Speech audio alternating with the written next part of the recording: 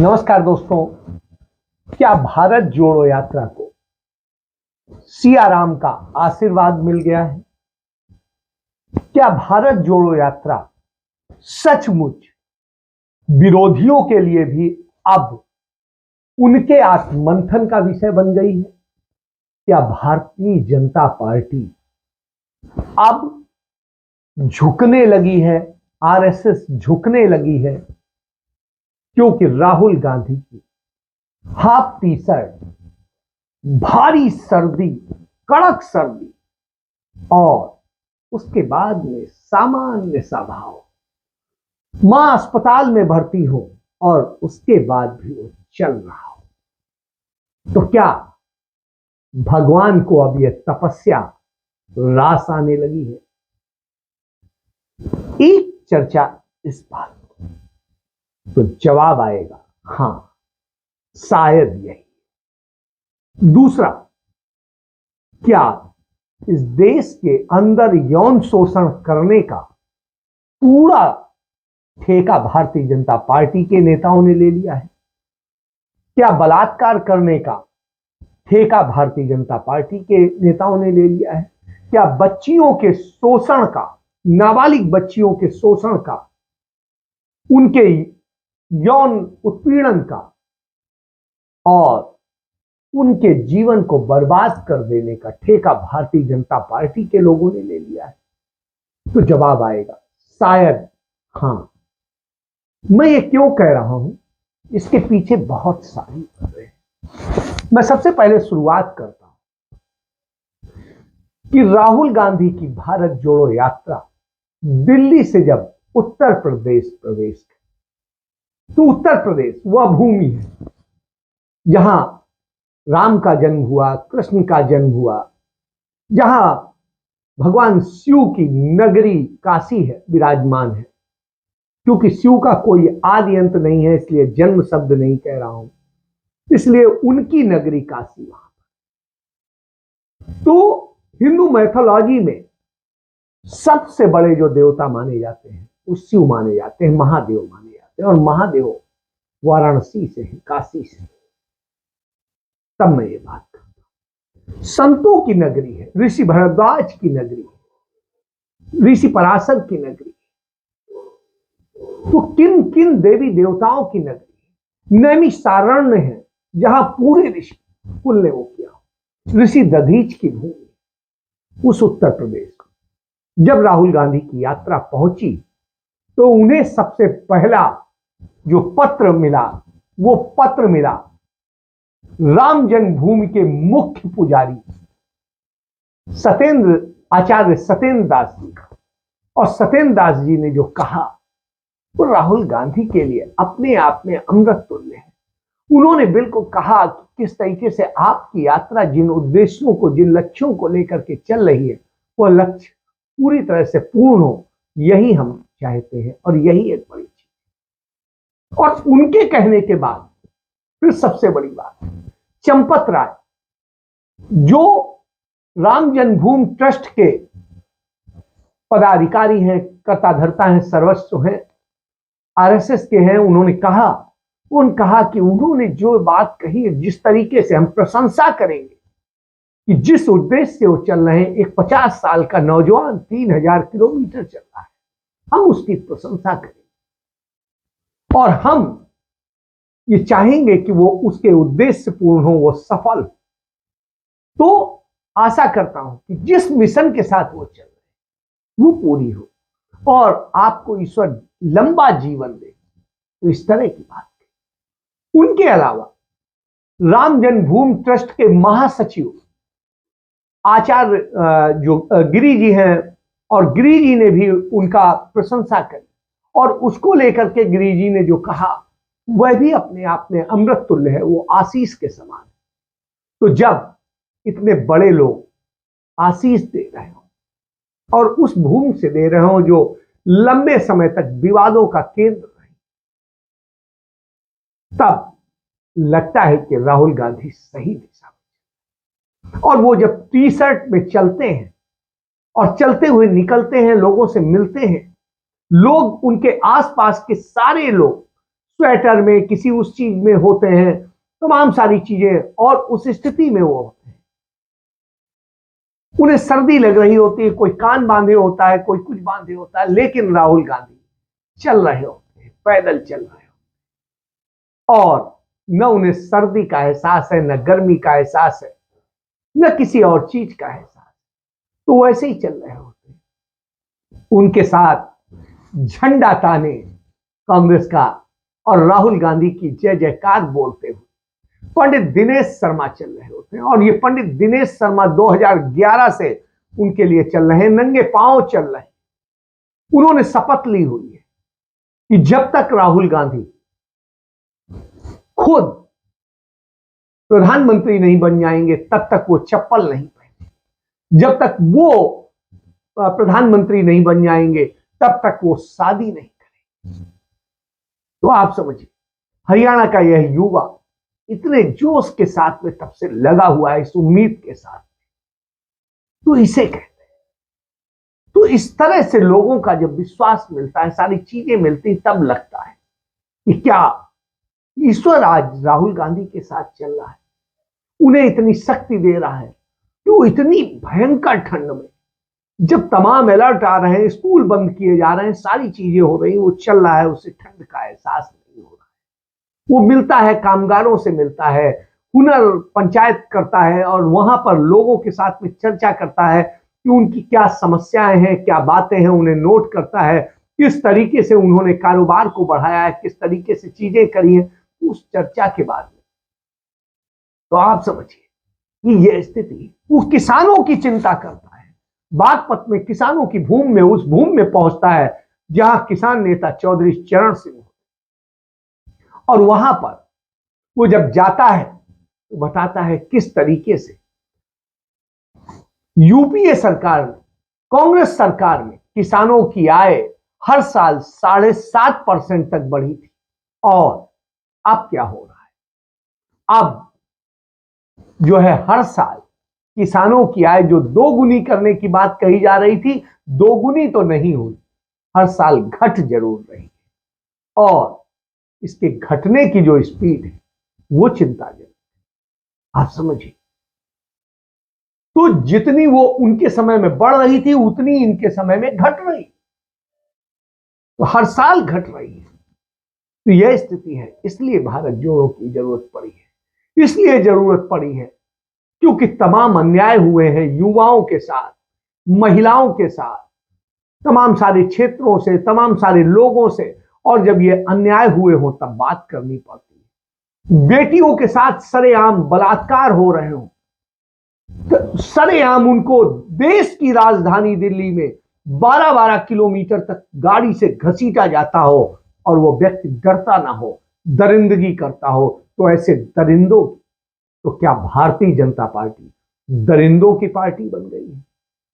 और ये मैं जब कहता हूं कि दरिंदों की पार्टी बन गई है, तो क्यों कहता हूं? बैतूल में एक 12 साल की बच्ची के साथ भारतीय जनता पार्टी के एक नेता ने रेप किया, जिसका नाम था रमेश गुल्हाने, और इसको भारतीय जनता पार्टी ने 3 बार टिकट दिया, 3 बार चुनाव लड़ा। तो आप समझिए, मध्य प्रदेश के बैतूल में जब ये घटना आती है तो आप लोगों का गुस्सा आता है। गुस्साई भीड़ ने आरोपी की कार को आग लगा दी, लेकिन हंगामा किया, सब कुछ है, लेकिन बैतूल कोतवाली ने काफी देर तक तो उन्होंने एफआईआर दर्ज करने से मना कर दिया। बाद में जब एफआईआर दर्ज की तो आप समझिए यह स्थिति होती, तब उसको गिरफ्तार नहीं कर रहे हैं 2 दिन से। तो इस तरह की जब स्थितियां हो तो आप क्या कहेंगे कि जिस तरीके से यह व्यक्ति करता है, और इसे भारतीय जनता पार्टी 1 बार नहीं, 2 बार नहीं, 3 बार टिकट देती है, 3 बार टिकट। और इसके मकान के साथ का जो मकान है वो तिवारी जी का मकान था, और तिवारी जी ने के मकान में मंदिर है, उन्होंने आधा मकान एक मुस्लिम परिवार को बेच दिया। वो मुस्लिम परिवार उस मंदिर की रखवाली करता है, देखरेख करता है, और उसकी वो करता है। इस सांप्रदायिक सौहार्द की भी मिसाल था, लेकिन यह शख्स वहां जहर बोता था और ये घटनाएं करता था। आप कल्पना करिए, तो इस तरह की स्थिति हो। तो जब ये स्थिति होती तो आप क्या कहेंगे? और स्थिति यही नहीं है, इसके पहले भी, अब 24 सितंबर की बात है जो है 2022 की, और वहां पर एक युवती को नौकरी दिलाने का झांसा देकर के किस तरीके से उसके साथ में रेप किया गया। तो लगातार इस तरह की स्थितियां आती हैं, एक घटना होती तो आप कहते। आप देखिए हरियाणा में क्या हुआ। हरियाणा के खेल मंत्री ने एक जूनियर कोच को क्या कहा कि तुम्हारी सारी इच्छाएं हम पूरी कर देंगे, तुम हमारी इच्छाएं पूरी कर दो। और उसके साथ में जो करने की कोशिश की, उसकी फाड़ दी, टी शर्ट फाड़ दी और चीजें फाड़ दी, और जो जो भी कुछ किया, मतलब हम उनको शब्दों में बयां करने का मतलब है मैं नारी का अपमान करूं। तो इस तरह की घटना उसने करी और उसे बचाने में जुटी हुई है भारतीय जनता पार्टी की सरकार। इसके अलावा बीजेपी नेता जो लगातार रेप की घटनाओं की जब मैं बात करता हूं तो आप जब देखेंगे तो आपको समझ में आएगा किस तरीके से करते हैं। रेप से घिरे लोगों को लगा कभी टिकट दिया जाता है, कभी कुछ किया जाता है। आपने उन्नाव का केस देखा होगा, जब भाजपा के जो बलात्कारी विधायक थे सेंगर, और सेंगर को जिस तरीके से सारी चीज हुई, और पहले एफआईआर नहीं दर्ज हो रही थी, सब कुछ हो रहा था, बाद में बड़ी मुश्किल से एफआईआर दर्ज हुई, गिरफ्तार हुए, कोर्ट ने सजा भी कर दी, तो उनके भाई को भारतीय जनता पार्टी ने टिकट दे दिया, जो भाई उस आरोप में उनके सहयोगी थे। आप समझिए, तो इस तरह से स्थिति है। इसके बाद में आपको याद होगा कि जो भारतीय जनता पार्टी के चिन्मयानंद थे, उसके गृह राज्य मंत्री अटल बिहारी वाजपेयी सरकार में रहे थे, उन्होंने किस तरीके से एक अपनी जो छात्रा थी उनके कॉलेज की, उसके साथ में जो किया वो किसी से छिपा नहीं है रेप का। और उसमें उसे, जब वो मुलजिम थे, सारी चीजें चल रही थी, उत्तर प्रदेश के मुख्यमंत्री योगी आदित्यनाथ उनके यहां जाते हैं, उनके साथ बराबर बैठते हैं, और मतलब आप समझिए ये भगवा चोला ओढ़े हुए बलात्कारी। आपको भी चंद दिन पहले ही याद होगा, अयोध्या में राम मंदिर के साथ में ही उसमें एक ब्राह्मण लड़की के साथ में, छोटी बिल्कुल लड़की थी, और उस बच्ची के साथ में 4 लोगों ने गैंग रेप किया। उसको आज तक इंसाफ नहीं मिला है। क्यों? क्योंकि वो भारतीय जनता पार्टी से जुड़े हुए थे। तो ये स्थिति है। 4 राज्यों की स्थिति यह है कि जिनका हमने लगातार देखा है, वहां पर सब जगह भारतीय जनता पार्टी के ही नेता निकलते हैं, रेपिस्ट निकलते हैं। तो आप समझिए 4 राज्यों में ले जाकर के लड़की के साथ लगातार रेप किया, और ये किया है। झारखंड का मामला है, और इसमें भारतीय जनता पार्टी के नेता ब्रह्मानंद नेताम जो है समेत 4 लोग उसमें वो थे। यह भी स्थिति आई। तो इस तरह की स्थिति है। इसके बाद में भारतीय जनता पार्टी ने तमाम सारे उसके नेता इस तरह की हरकतों में शामिल रहे। आपको कठुआ का केस याद होगा, भारतीय जनता पार्टी के लोग थे, और तत्कालीन भारतीय जनता पार्टी के उप मुख्यमंत्री ने उसके पक्ष में समर्थन किया था, रैली की उन बलात्कारियों के पक्ष में। आपको याद होगा कि किस तरीके से आगरा में भारतीय जनता पार्टी के एक नेता ने एक छोटे बच्चे के साथ में किस तरीके से कुकर्म किया था, वो किसी से छिपा नहीं। इसके बाद में आपको याद होगा हाथरस में भारतीय जनता पार्टी के नेताओं से जुड़े हुए लोगों ने गैंग रेप किया था बेटी के साथ, और किस तरह की घटना हुई है, उसे छिपाने के लिए कितना पूरा योगी सरकार लग गई थी। आप बताइए वो किसी से क्या छिपा है? क्या आपको इलाहाबाद की वो घटना छिपी है जिसमें गैंग रेप किया गया, भारतीय जनता पार्टी के नेता शामिल थे? क्या आपको याद है कि अभी शाहजहांपुर में घटना हुई 6 साल की बच्ची के साथ में, और उसमें भारतीय जनता पार्टी के नेता शामिल थे? उसके बाद में इसी तरीके से लखीमपुर खीरी में हुआ, और उसको क्या आप भूल जाएंगे, भारतीय जनता पार्टी के नेता शामिल थे। कौशाम्बी में हुआ वो घटना आप भूल जाएंगे, भारतीय जनता पार्टी के नेता शामिल थे।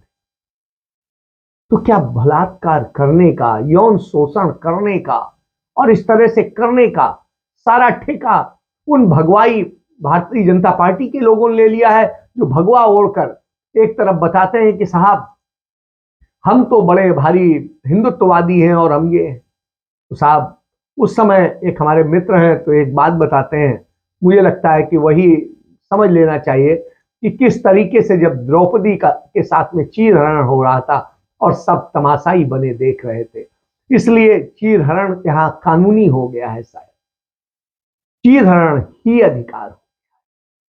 अब कृष्ण तो आते नहीं है बचने, तो जब कृष्ण आते नहीं है तो आपको याद होगा प्रियंका गांधी ने जो यूपी का चुनाव था उस दौरान कहा था अब कृष्ण बचाने नहीं आएंगे, द्रौपदी तुमको खुद ही लड़ना हो। तो आज ये स्थिति हो गई, और जब ये स्थिति होती है तो हमें कम से कम हिंदू धर्म को समझना चाहिए, जानना चाहिए। हमारा वैदिक धर्म कहता है यत्र नारयन्ते पूज्यते रमन्ते तत्र देवता। तो आप समझिए ये अथर्ववेद में लिखा है, ये वैदिक काल का मंत्र। तो आप समझिए अथर्ववेद का है। तो हमारे यहां इतना नारी का सम्मान होता था, और वो तब हिंदू धर्म नहीं था, वैदिक धर्म, सनातन धर्म। तो आप समझिए दुनिया के सबसे प्राचीन धर्म में इतनी ज्यादा शुद्धता थी, साम्यता थी, और उसके बाद सांस्कृतिक और बौद्धिक स्तर पर किस तरीके से हमारा उच्च उठान था, और उसमें पुरुष और नारी में कहीं कोई फर्क नहीं था, दोनों बिना नारी के कोई चीज संभव नहीं थी। और जब वो स्थिति हो तो आप सोचिए वैदिक काल में कोई भी धार्मिक कार्य हो ही नहीं सकता था। कहते थे तब तक पूर्ण ही नहीं होगा जब तक आपके साथ में आपकी अर्धांगिनी नहीं। तो यह स्थिति, तो नारियों को धर्म और उससे सब तरह से वेद में जितना महान बताया गया था, आपको याद होगा मैत्रेयी, गार्गी जैसी तमाम सारी नारियां थी जिन्होंने कितना वो किया। 414 ऋषियों के नाम मिलते हैं इनमें, और इन 414 में से 30 महिला ऋषि थी। तो आप समझिए इतना ज्यादा उस समय महत्व था, और बराबरी का हक था, और उसी तरह। लेकिन आज के दौर में क्या कर दिया, नारी उपभोग की वस्तु बन गई। और जब नारी उपभोग की वस्तु बन गई हो तो सोचना पड़ेगा। एक दशक पहले जब दिल्ली की राजधानी में रेप की घटना हुई थी तो इसे रेप कैपिटल का नाम दिया गया था, रेप कैपिटल का नाम। लेकिन अब दिल्ली में सरेआम ये हो रहा है, भारतीय जनता पार्टी और आम आदमी पार्टी की सरकार है, और हो क्या रहा है, रेप हो रहे हैं, 12-12 किलोमीटर तक घसीटा जाता है, ऐसी दरिंदगी हो रही है, सब कुछ हो रहा है, कोई पूछने वाला है, जांचने वाला है। और इसमें भी जो शामिल है, जो व्यक्ति इस घटना का मुख्य है, मनोज मित्तल, वो है कौन? वो दिल्ली में मंगोलपुरी में भाजपा का संयोजक है, और भाजपा बीजेपी की सरकार उसे बचाने में लगी है। आम आदमी पार्टी की जो वहां की विधायक हैं बिरलान, उनसे सुरक्षा के लिए बार बार वहां के लोगों ने कहा कि यहां व्यवस्था की जाए, लेकिन नहीं हुई। तो यह स्थिति, इसको लेकर के अलका लांबा ने बहुत अच्छा बताया, जो पहले आम आदमी पार्टी की एमएलए हुआ करती थी, आजकल भारतीय जनता पार्टी की प्रवक्ता है। उन्होंने इसको बेहतर तरीके से बताया। वो दिल्ली यूनिवर्सिटी के अध्यक्ष भी रही, दिल्ली की लड़कियों को समझती, तो उनकी बात सुनने और समझने वाली। भारत की राजधानी दिल्ली में 31 दिसंबर को एक वारदात होती है, और उस वारदात में हमारी एक बेटी को 12 किलोमीटर तक सोच समझकर घसीटा जाता है, और तब तक घसीटा जाता है जब तक उस बेटी की मौत नहीं हो जाती है। वहीं पर दिल्ली पुलिस अगर देखें अपनी छवि को बचाने के लिए, और भाजपा का एक नेता, जो 5 लोग गाड़ी में सवार थे, जिस गाड़ी के नीचे बेटी को घसीटा जा रहा था, उन 5 नेता लोगों में भाजपा का मनोज मित्तल शामिल है। भाजपा अपने इस नेता को बचाने के लिए, और दिल्ली पुलिस अपनी छवि को बचाने के लिए लगातार इस मामले को कमजोर कर रही है, अपराधियों को बचाया जा रहा है। और उससे बड़ी बात है कि जिस लड़की को 3 दिन के बाद दिल्ली पुलिस मीडिया के सामने लाती है, यह दावा करती है कि वो उस मृत पीड़िता की सहेली है, परिवार का कहना है कि वो उस निधि को जानते ही नहीं है। तो सबसे बड़ी बात है कि 2012 दिसंबर ही था जब निर्भया हुआ था, एक दशक पहले। तो यही वो 2 राजनीतिक दल थे, भारतीय जनता पार्टी और आम आदमी पार्टी, जो उस समय धरने कर रहे थे। देश के प्रधानमंत्री, देश के गृह मंत्री, दिल्ली के मुख्यमंत्री के इस्तीफे मांग रहे थे। आज एक दशक के बाद ठीक दिसंबर 2022 में फिर अपराध होते हैं, और ये फिर धरने देते हैं। आज हम सब मांग करते हैं कि भारत की राजधानी दिल्ली, मैं जब आपसे बात कर रही हूं तो दिल्ली के ही आदर्श नगर में हमारी एक बेटी को चाकुओं से गोद दिया गया है। हमारी राजधानी दिल्ली के पांडव नगर में हमारी एक बेटी पर तेजाब फेंक दिया गया है। इसी राजधानी दिल्ली के मंगोलपुरी कंझावला में हमारी इस बेटी को 12 किलोमीटर तक घसीटा जाता जब तक उसकी मौत नहीं हो जाती। और भारत की राजधानी दिल्ली, जिसे क्राइम कैपिटल या अपराध की राजधानी का टाइटल इन्हीं दोनों राजनीतिक दलों ने 2012 में दिया था, आज भी कायम है। हम उम्मीद करते हैं कि दिल्ली पुलिस मृत पीड़िता का चरित्र हनन करना बंद करे, भाजपा के नेताओं को जो इस अपराध में शामिल है उन्हें बचाना बंद करे, और दिल्ली पुलिस के हर दावे की यहां पर पोल खुलती है। भारतीय राष्ट्रीय कांग्रेस पूरी तरह से पीड़िता और उसके परिवार के साथ न्याय मिल जाने तक मजबूती से खड़ी है। तो आप समझिए आप क्या बता रहे? राहुल गांधी जहां देश को जोड़ने निकले, इसीलिए निकले, इसीलिए जरूरत है, क्योंकि धर्म के आधार पर तोड़ा जा रहा है, जात के आधार पर तोड़ा जा रहा है, लिंग के आधार पर तोड़ा जा रहा है, और आपका शोषण किया जा रहा है। महंगाई, बेरोजगारी चरम पर है, क्योंकि नीतियां गलत है। चंद पूंजीपतियों के हाथ में पूरा देश सौंपा जा रहा है, और भाजपा के हाथ में देश की लड़कियों की आबरू सौंपी जा रही है। छोटे बच्चों को यौन शोषण किया जा रहा है। मंत्री भी ये कर रहे हैं, पूर्व मंत्री भी कर रहे हैं, विधायक भी कर रहे हैं, और ऐसे एक नहीं सैकड़ों। और ये पूरे देश का डाटा उठा ले तो पिछले 3 साल का रेप का जब डाटा उठाते तो पाते हैं बलात्कार करने वाले 80% लोग भारतीय जनता पार्टी से जुड़े हुए लोग हैं। इसके बाद सवाल होता है, क्या यही कर्म बचा है अब?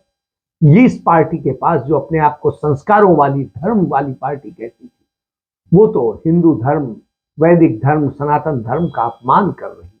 इसके साथ बात समाप्त करता हूं। जय हिंद, जय भारत, वंदे मातरम।